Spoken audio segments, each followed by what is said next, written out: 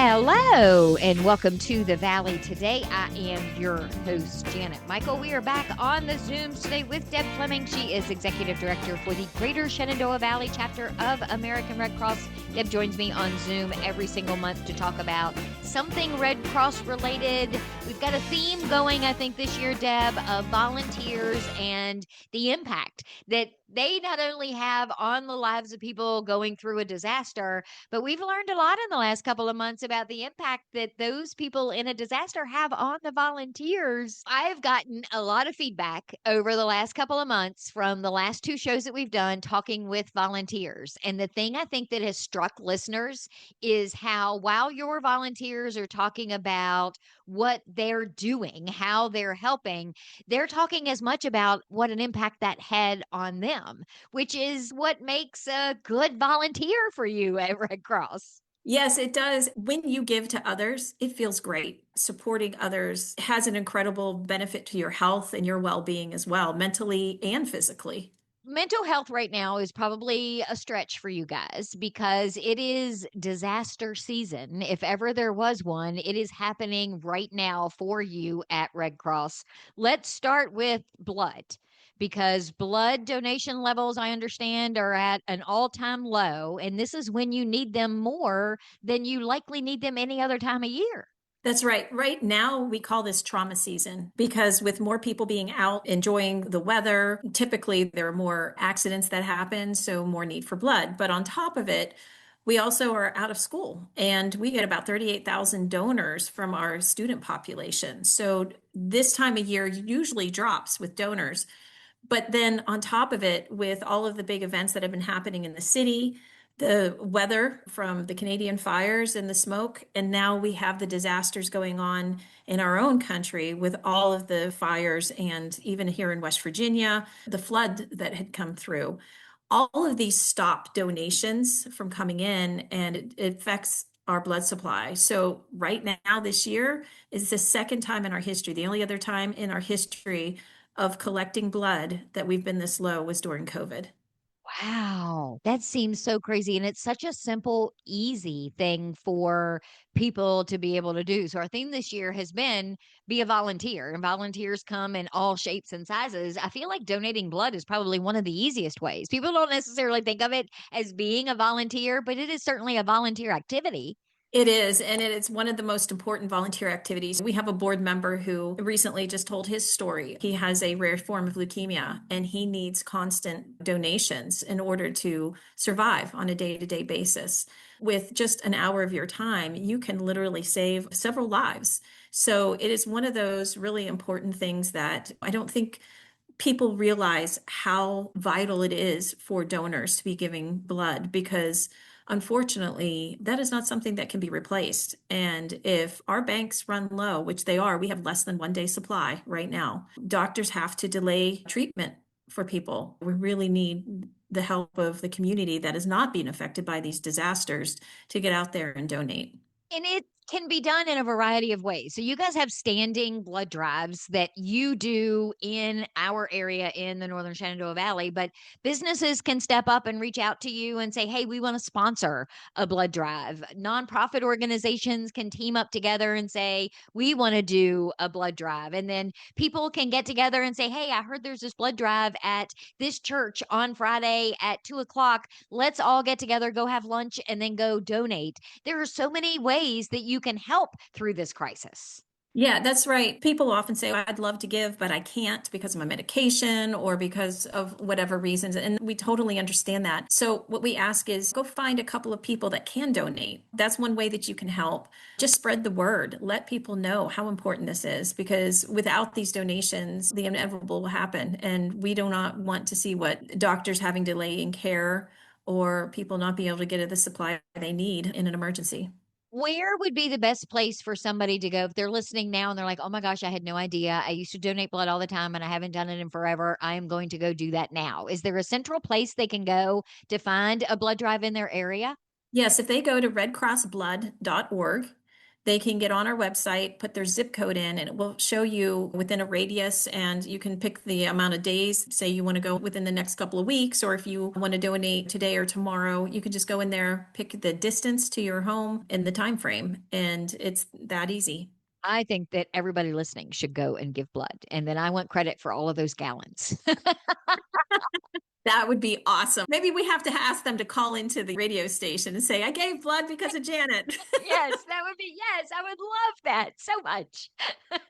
So you mentioned something a second ago too about fires. When we talk about being in disaster season, typically that is weather related, but you never know about a fire. They happen in the winter sometimes as much as they do in the summer, but there are a lot of wildfires that are all across our country right now. Washington is just being burned to the ground, Washington state.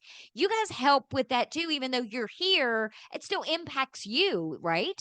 Absolutely. We send volunteers out there. So right now, our disaster program manager is helping with another chapter. So he's got two chapters that he's supporting right now, while our disaster program specialist, she's deployed to help with shelter resident transition, which we can talk about later. But our volunteers are deploying, whether it was to the West Virginia floods, and we've now had 280 positions that we were looking for volunteers to deploy because of the 40 operations that we are supporting around the United States right now. That's really interesting too, because the last month or the month before, you talked about how you guys were in this really good position as far as volunteers go. And it's so crazy to me how, at the drop of a dime, that can all change based on what kinds of things are happening around us. I think sometimes people settle in. It's like the whole giving blood. Oh, there's always going to be blood. Somebody's always going to be out there donating until there isn't. And you always have a ton of volunteers until you need them because half of a state is on fire, another half of a state is flooded. All of these things come up. It really is a day to day thing for you. It is. And this year has been particularly bad. It's a tough year. What most people are seeing right now are the fires out west. Knowing that there are 40 operations that are happening, I don't think most people would understand that that's what we're responding to. On top of, we also have the single and multifamily fires. Those aren't even counted in those operations. Those happen every day within every community. We just had one in Smithsburg. So everyday disasters are going on before these large disasters. And this year is going to be consistently a bad year for disasters, flooding and wildfires. It's wild that they all happen at the same time, but the areas that are dry are experiencing the wildfires, and then we get dumped with the rain in certain areas, and so they have flooding. It's a hard year for disasters. And so we definitely want to not only deploy people out, but we also want to make sure that our communities are prepared, because it is so important that you are ready when a disaster occurs, because there is only so much to go around. And the Red Cross will be there, but we really would love to see this Red Cross movement within your community so that the community can support each other and be more resilient. That was one of the reasons when you and I had this initial conversation back, I think in November or December, about doing this year-long series, was that people tend to think about disaster. And the first thing that they think about usually are hurricanes. And then if you're living here like we are, rarely do we see a full effect of a hurricane. So people don't necessarily prepare, and they don't think about things like localized flooding or like a wildfire or a house fire, those kinds of things. So being able to teach people that listen to the show how to be ready, I was all in. I just thought that was fantastic. And now that we've been doing it for the last 7, 8 months, the number of people that have reached out to me and said, you've really changed my perspective. I have a go bag now. I have a supply in my basement of water and other things, I think is fantastic.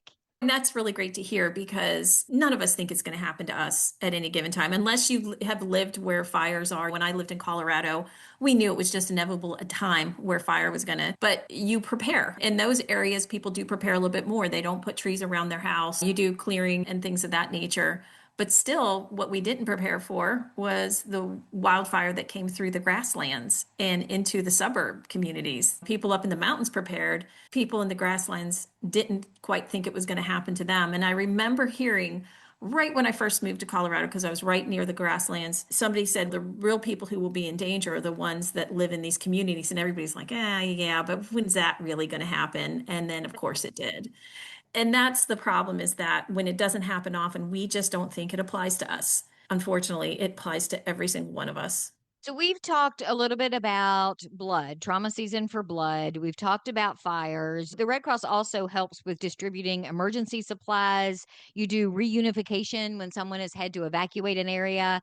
Let's take a break. When we come back, let's talk about those other two areas of things that the Red Cross does as well. Can we do that in the next segment?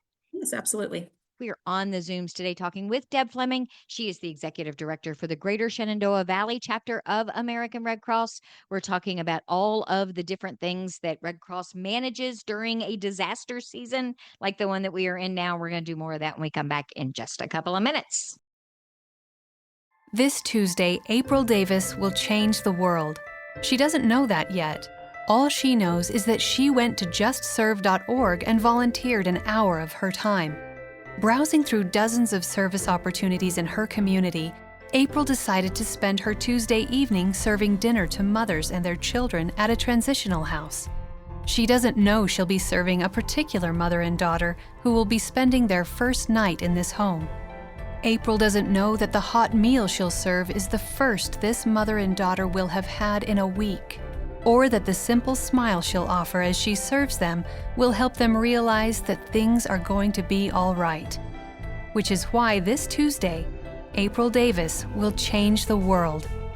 See the difference you can make. Sign up for service opportunities in your community. Visit justserve.org.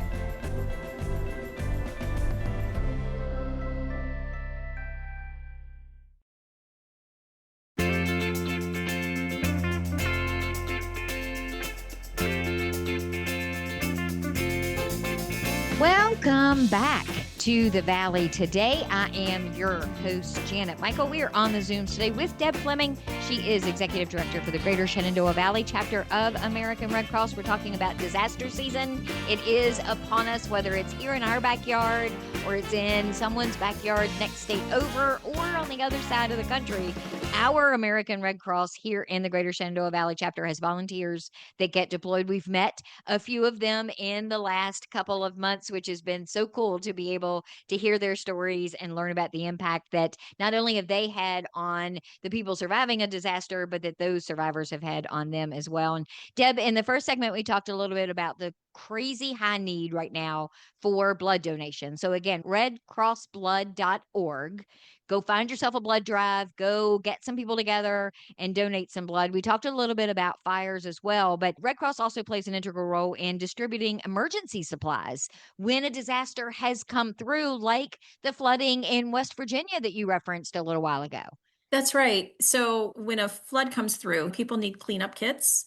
They need shovels, they need bags, plastic containers that they can put things in. Whatever the need is within that community is what we provide to the people that have gone through the disaster. Distributing those emergency supplies gets them able to start to recover. It's part of that recovery process that is so important when you're in a disaster, because there's so much to do. Just getting started sometimes can be really difficult. And so seeing the Red Cross out there, we also work with our partners to distribute these items as well. So in West Virginia, we realized that some of our partners were out there distributing some of these cleanup kits, and we weren't needed to do that. So we shifted what we did. And that's an ideal, what community mobilization is all about, is working together as a team going, okay, maybe we only need to distribute 100 of these kits because somebody else has distributed more. It also includes the food. For instance, somebody might be able to provide the feeding in a disaster, but they might need the food. So we will supply the food for our nonprofit organizations that go out and actually do the feeding, or vice versa. We really do work hand in hand with the local resources because they know their community, and we want to support them in that process. We've talked about that community mobilization several times in the past and about how, in a perfect world, you know who all of these partners are. You know what it is that their specialty is. I'll say, using air quotes. They know what you're capable of providing. And it really does get you into recovery so much quicker from a disaster if all of the players are on the same page and are ready to go the minute that they're called. That's right. One of the hardest things to do is to recover quickly when messages are mixed, people don't know where to go. They don't know whether to accept something from somebody. Rumors get started that way. So really having that coordination with each other is really important. And that's something that you do really well, Janet, with the United Way, is helping the nonprofits come together and have that time where we get to know each other and we support each other. Having that support between each other is also supportive of the staff that are out there delivering as well, because you don't want to be creating all of these solutions when somebody else can do part of it and you can do something really well.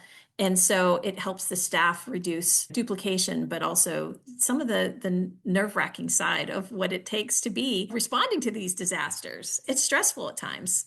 It is a very stressful situation, and I would imagine that burnout levels are very, very high. So if you can remove a task from one of your staff members or one of your volunteers, because this organization over here is already well equipped to manage and handle that so that your volunteer or staff can work on the things that they're really good at that are also incredibly valuable, just makes everything so much easier and more seamless. It does. We have so many great organizations in this area. Lots of people want to help. And so, how do we help the best? And with distribution of emergency supplies, getting that help out there. Somebody might be a location that people can drop things off at. That's one of the hardest things in a disaster is we don't want those things just to be dropped off anywhere. We need some coordinated effort. And that is something in distribution of emergency supplies that you need that person or that church group or somebody that is managing those donations and is working with the emergency management to know what donations are needed. Those are all some ways that we do work together in this disaster field to help people start their recovery efforts. That's also one of those things where it doesn't necessarily require someone with a degree in logistics. It could be a group of church ladies with a church basement and a clipboard that are tracking what's coming in and who's bringing it and what's going out and who's taking it. Yes, and churches are some of the best resources for items like that because they do have usually an area that is large enough to bring those items. Oftentimes, they're accessible to all people. And so that is something that is a great way for a church to support as long as they're communicating what is needed, what isn't needed. One of the downfalls that can come is that you put an announcement out there, everybody comes and brings a whole bunch of bleach or a whole bunch of water. And now it's like, hey, we only needed a quarter of this. What do we do? Right. And that's why having somebody there that can manage it is really important because it is overwhelming very quickly. So, the other pillar, I'll call them, that we wanted to talk about a little bit today is reunification. So, what does that mean exactly? So, reunification is where the American Red Cross, when people are separated by disaster or war or migration, that we help to reunite families. So, in a disaster case, for instance, you will have different groups of people that might get separated. So we look for the general welfare. That's a group of people that don't have any special needs, don't have any health issues or anything like that, that their family calls in and says, can you help me find this person? And then we have emergency general welfare checks for people. And those, we do a comprehensive search. These are people who have healthcare needs, maybe mental health concerns. They're more at risk than the general population. And we make sure that we do a comprehensive search with them. And then we have a family reunited request. And that is families maybe got separated during the fire in Spokane and somebody was outside of Spokane traveling and they don't know where their family is. So we reunite those families. A few more areas that we support is unaccompanied minors. That is anybody who's under 18 years old that we've discovered that is on their own during a disaster. They're not with a school or somebody. They've gotten separated somehow. So we work with our local agencies to help reunite them with the proper family. Of course, missing child is one of those as well. They don't know where their child has gone during that disaster. And so we have a database that basically we go out and we look to see where that child might be. We do connect them with the legal authorities that can help us with that. I could see where that is so beneficial on so many levels. And I'll use, because I use him all the time. He would be so annoyed if he knew how often I spoke about him on this radio show. But my son lives in Pennsylvania. So, should something happen in and around Scranton, and he's 30, so he's not underage. It's not like I can call and say, but I'm his mom. You have to tell me what you know. That stops being a big deal after a certain age. But being able to know that I can call the Red Cross and say, hey, look, there was flooding. It was in this area. This is where I know that he lives, or this is where that he works. And you're able to tell me here in Virginia, yes, we have him. He's in a shelter. He lost his phone in the flood. Any of those sorts of things, the amount of stress relief that you can give to other family members, because we don't all live in the same neighborhood anymore. That's right. And like you said, communications might be down. They might have lost their phone, or maybe the communication systems went down. And so you can't reach somebody. The amount of chaos that goes on during a disaster definitely causes people to go in different directions, because even if you have a meeting place outside your home, but your community's on fire, you can't meet there anymore. There was the movie The Lost Bus. They showed about that chaos and eventually getting to the Red Cross centers towards the end, where there is family reunification going on, and it showed that in the movie. Just a quick little glimpse, but that is one of the things that that movie did show, is how we do start to reconnect people. And we do that throughout the entire world. So if you have a family member that's been maybe in an earthquake in Morocco, for instance, we use our resources, and that's part of the beauty of the Red Cross. We can use our resources throughout the world to help find those loved ones. I think that's something much like what we've been talking about throughout this conversation, that people don't think about something that maybe isn't necessarily happening in their backyard. But so many of us here in the US have family members that live abroad. So many of us here in the US have family members that are part of the military, that are living on bases, or their families are traveling with them. And so your daughter may be married to someone who's in the Marines and they're stationed in Sweden or whatever.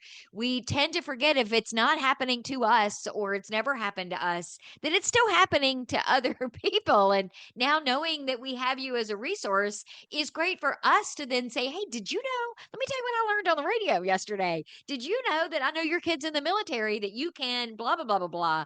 That's a great way to volunteer that is a non traditional volunteer. That's right. And that's a really good point, Janet. When we actually mobilize the community, everybody has information and gets involved in one way or the other, right? And they have the right information, not the hearsay. And that is part of this, is making sure that people have the correct information, so that when something happens, knowing that you have a place to go to start to get answers. You may not know it right away, but you know that somebody is out there helping you, working with you, looking for you as well. That starts to put a lot of peace. And that's really the mission of the Red Cross, is to alleviate that human suffering during these types of emergencies. We do have the Hero Care Network that works with the military to help our military members come home if there's an emergency at home. We also have this reunification for anybody for these other reasons as well. And it's a beautiful way of connecting people from all walks of life in any situation. And we are very careful to make sure that when we do find the person, we don't just automatically say, here they are, because they may not want to be found. That's true. There are some reasons that people choose to walk away from something. And so we want to make sure that we are keeping their confidentiality. So what we do is we give the name and the information of the person to them that is looking for them, so that they can make a connection. So that's something that's really important too, is that we do it the proper way. Throughout this conversation, we've talked about probably a half a dozen different ways that people can be a volunteer. The last couple of months, we've talked to boots on the ground, people who are getting deployed either to another state or in their own backyards, even. But this is great because it also lets people know that you can organize a blood drive and be a volunteer. You can donate blood and be a volunteer. You can be somebody who does like a clipboard and an Excel spreadsheet and wants to be valuable to somebody when you're gathering emergency supplies, or somebody who wants to figure out, how do I track down this person within our shelter system from Red Cross. There are a lot of different ways that you can be of service to the Red Cross. Yeah, we have so many different positions available for people. One of the main things that we also need, which we can talk about at another time, but is our shelter resident transition teams, to get people out of a shelter and into a home, so that they can truly recover and become more resilient is one of the most important things that we do as well. Yeah, I know we're going to have a whole nother show conversation on that. We're actually going to record it as soon as we're done, so people might get to hear it sooner than they think. But if somebody's listening today and they want to do something, they don't know what they may or may not be qualified for, all of that starts on your website and with a conversation with someone who can walk them through all of the options. Yes, if they just go to redcross.org, you can sign up to volunteer, you can sign up for blood, you can give donations. I mean, with disasters, as many as we have right now, donations are important to be able to continue to support the people in these disasters. So you can do all three of those on our website, and any way that you can help is going to be helping your community. Thank you for taking the time today. I do appreciate it. Absolutely. Thank you for having me, Janet. I will be back tomorrow with a brand new episode of The Valley Today, just a few minutes after noon, so meet me here then.